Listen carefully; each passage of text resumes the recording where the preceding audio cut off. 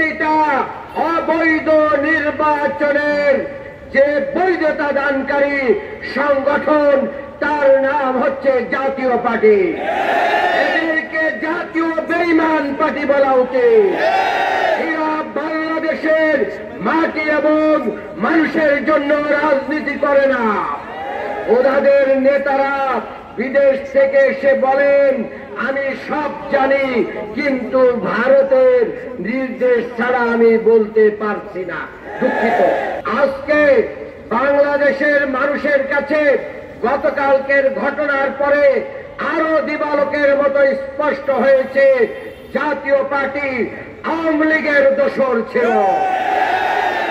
বাংলাদেশের প্রতিটা অবৈধ নির্বাচনের যে বৈধতা দানকারী সংগঠন তার নাম হচ্ছে জাতীয় পার্টি। এদেরকে জাতীয় বেঈমান পার্টি বলা উচিত। এরা বাংলাদেশের মাটি এবং মানুষের জন্য রাজনীতি করে না। ওদের নেতারা বিদেশ থেকে এসে বলেন আমি সব জানি, কিন্তু ভারতের নির্দেশ ছাড়া আমি বলতে পারছি না। দুঃখিত।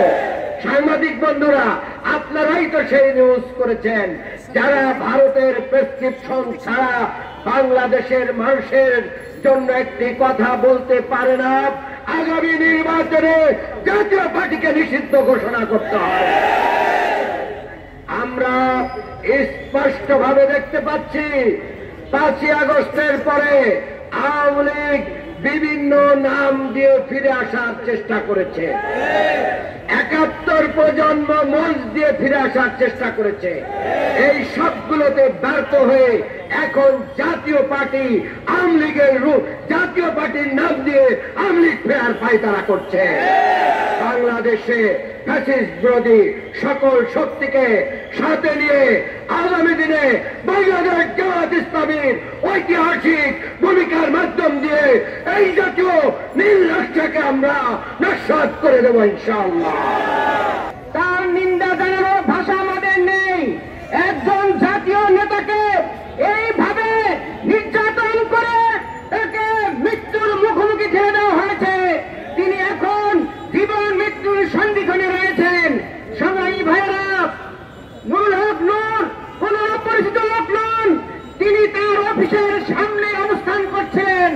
পুলিশ এবং আইন শৃঙ্খলার ভাইয়েরা যদি তার প্রতি সন্দেহ করে থাকেন তাহলে তাকে গ্রেফতার করতে পারতেন, কিন্তু গ্রেফতার না করে তার উপরে নির্যাতন করার কোন অধিকার এই বাংলাদেশের কোন সংবিধান তা কাউকেই দেয় নাই।